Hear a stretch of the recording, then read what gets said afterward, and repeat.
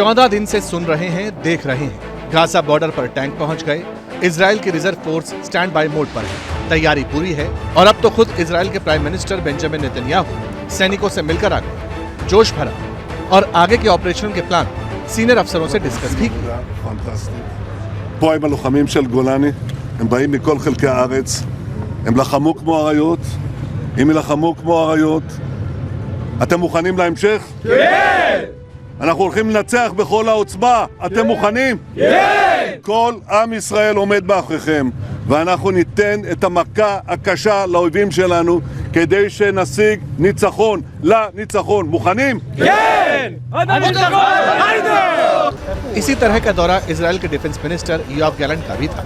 युद्ध के मोर्चे पर तैनात सैनिकों के बीच गए। रक्षा मंत्री ने फोर्स के सामने ये कहते हुए देर नहीं लगाई कि अब गाजा को अंदर से देखने का वक्त आ गया। मतलब ये कि किसी भी वक्त गाजा में दाखिल होने वाला ग्राउंड ऑपरेशन शुरू कर देंगे। יהיו פה 3 שלבים עקרוניים. ראשית, אנחנו נמוטט את ארגון החמאס, נשמיד את התשתיות הצבאיות שלו והשלטוניות שלו. זה דבר ראשון. זה שלב שלא יהיה קל, יהיו לו מחירים. אנחנו נצטרך פה את התמיכה של כולנו על העניין הזה בצה"ל. שלב הבא אחריו יהיה יותר ממושך.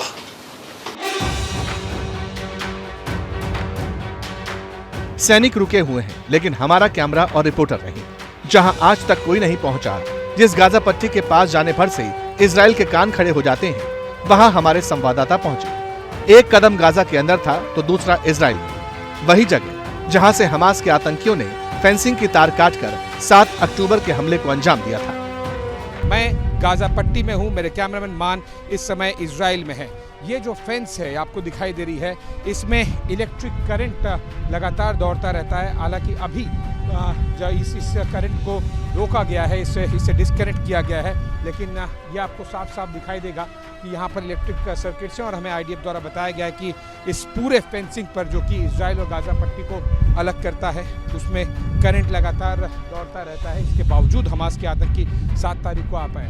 मेरे दाईं तरफ आपको दिखाई देगा, क्योंकि मैं गाजा पट्टी पे ज़मीन पर हूँ मैं अभी, तो ये दाईं तरफ का इलाका आपको देखिए, ये गाजा पट्टी है। और यहाँ पर इजरायली डिफेंस फोर्सेस भी बहुत रेयरली जाती हैं, अगर जाती भी हैं कुछ 100 मीटर दूर जाके एक लाइन ऑफ विजन देख के कि कहाँ पर क्या कुछ चल रहा है, उसके बाद में वो यहाँ से तुरंत ही 2-3 मिनट बाद मूव कर जाती हैं। और अब गाजा पट्टी से हम इजराइल की तरफ एंटर कर गए। सवाल है कि गाजा के इतना करीब होकर भी इजराइल का ऑपरेशन दूर क्यों दिखता है? ऐसी क्या मजबूरी है जो वह अभी तक गाजा में दाखिल नहीं हुआ? एक्सपर्ट्स के मुताबिक पहला जवाब है होस्टेज क्राइसिस और दूसरा है अमेरिका का ब्लंट रिएक्शन। पहले बंधकों की बात करते हैं। आईडीएफ यानी इजराइल डिफेंस फोर्स ने पहली बार बंधकों की पूरी जानकारी रिलीज की। बताया, गाजा पट्टी में जो 200 बंधक हैं, उनमें से 20 ऐसे हैं जिनकी उम्र 18 साल से ऊपर है। 10-20 ऐसे लोग हैं जिनकी उम्र 60 के ऊपर है, यानी बुजुर्ग। इनमें से ज्यादातर अभी जिंदा हैं। हमास अपने साथ इजराइल से कई शवों को भी ले गया। तो इजराइल इसीलिए रुका हुआ है क्योंकि 200 इजरायली जिंदगियों का सवाल है। और ऐसे भी कई लोग हैं जिनके पास अमेरिका और दूसरे देशों की नागरिकता भी है। इजराइल को आशंका है कि अगर गाजा में ग्राउंड ऑपरेशन शुरू कर दिया तो हमास इन बंधकों को ह्यूमन शील्ड की तरह इस्तेमाल करेगा। शायद इसी का काउंटर निकालने की तैयारी है। To completely destroy Hamas, we will entirely dismantle its military and governing capabilities on the head of a single Israeli citizen. We will wipe Hamas off the face of the map.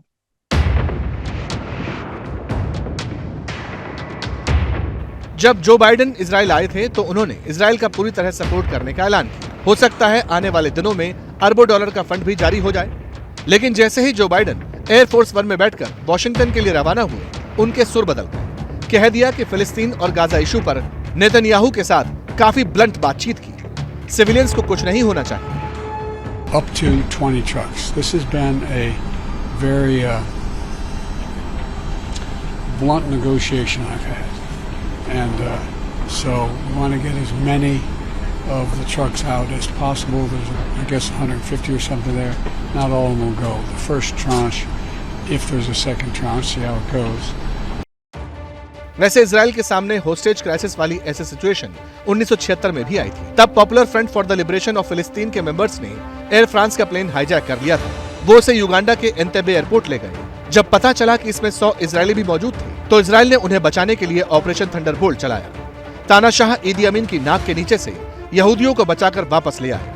हो सकता है इस वक्त भी कोई ऐसा ही operation plan हो रहा हो, फिर इसी के बाद ग्राउंड ऑपरेशन चले।